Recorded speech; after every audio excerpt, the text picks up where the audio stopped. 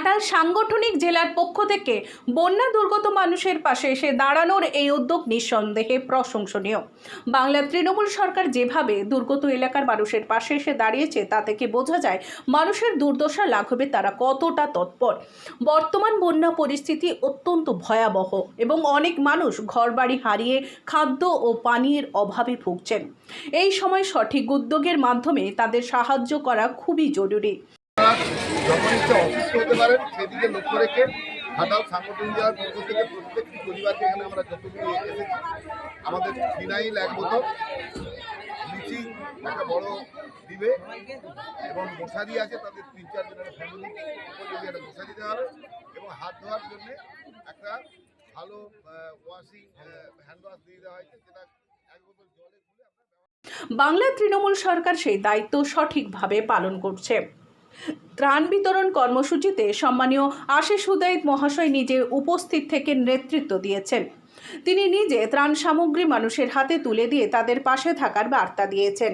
তার সহকর্মী রাধাকান্ত মাইতি, শঙ্কর দোলই, প্রতিমা দোলই এবং দিলীপ মাঝি প্রমুখ নেতৃবৃন্দ এই মহৎ কর্মসূচিতে সক্রিয়ভাবে অংশগ্রহণ করেছেন। ত্রাণ সামগ্রীর মধ্যে রয়েছে খাদ্যদ্রব্য, পানীয় জল, ত্রিপল, ঔষধ এবং অন্যান্য নিত্য প্রয়োজনীয় জিনিসপত্র। এই ত্রাণ সামগ্রী পেয়ে বন্যা দুর্গত মানুষ কিছুটা হলেও স্বস্তি পাচ্ছেন। এই ধরনের উদ্যোগ মানুষের মনে আশার আলো জাগায় এবং তাদের সংকটময় পরিস্থিতি থেকে পুনরুদ্ধারের পথে নিয়ে যায়। তৃণমূল সরকারের এই সহযোগিতামূলক কর্মসূচি থেকে স্পষ্ট যে তারা শুধু রাজনৈতিক দল হিসেবে নয়, মানুষের পাশে থেকে কাজ করতে চায়। এই ধরনের উদ্যোগ মানুষের প্রতি সরকারের দায়বদ্ধতার পরিচায়ক। তৃণমূল নেতারা জানিয়েছেন যে ভবিষ্যতেও তারা যে কোনো ধরনের বিপর্যয়ে দুর্গতদের পাশে দাঁড়ানোর এবং ত্রাণ কার্য অব্যাহত রাখবেন।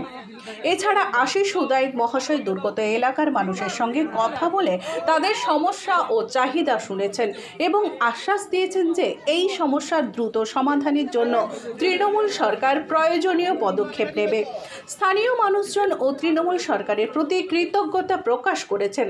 তাদের মতে এই ধরনের সাহায্য প্রকৃতপক্ষে তাদের জীবন রক্ষার বড় ভূমিকা পালন করেছে। ত্রাণ বিতরণ চলাকালীন ঘাটালের তৃণমূল সাংগঠনিক জেলা সম্পূর্ণভাবে সক্রিয় ছিল। নেতারা ত্রাণের পরিমাণ এবং মান যাতে যথাযথ হয় সেদিকে নজর রেখেছেন। এমনকি তারা দুর্গত এলাকার প্রতিটি পরিবারকে সঠিকভাবে ত্রাণ পৌঁছানোর বিষয়টি নিশ্চিত করেছেন। এই ধরনের উদ্যোগে বাংলার মানুষ একত্রিত হয়ে সরকারের পাশে দাঁড়াচ্ছেন এবং ভবিষ্যতের তৃণমূল সরকারের প্রতি আরও বেশি আস্থা রাখছেন।